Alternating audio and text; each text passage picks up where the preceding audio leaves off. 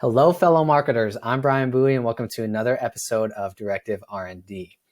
Today, we're going to change it up a little bit and talk about a losing/inconclusive test.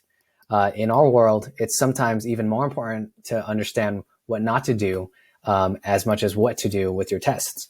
So, going to change it up a little bit here today and review the test that lost or didn't win. And hopefully this inspires or is something that you can also test on your own site. It didn't work out for us, but wanted to just share those highlights because we're open in the lab. Anyone can see.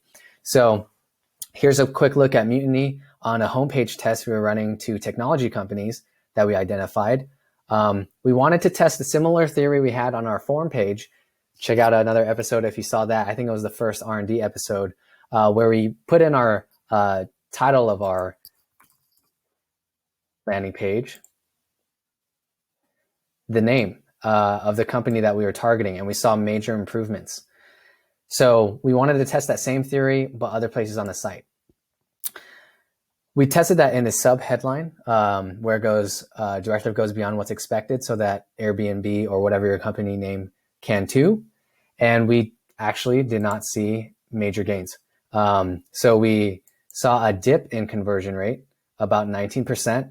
And after about 1,000 visitors for each variant, we did not see a major improvement.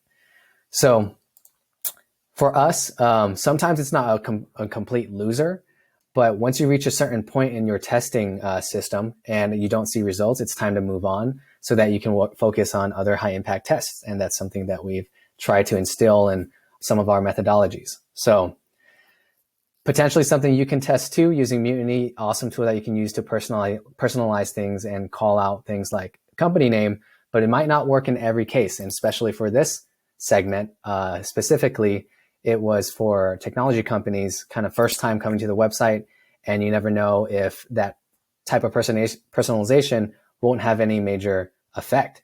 So yeah, hope that gave you some insight. It's just as important that we share some losing tests with you and help you understand maybe what not to do or maybe what not to test in terms of prioritizing your next test.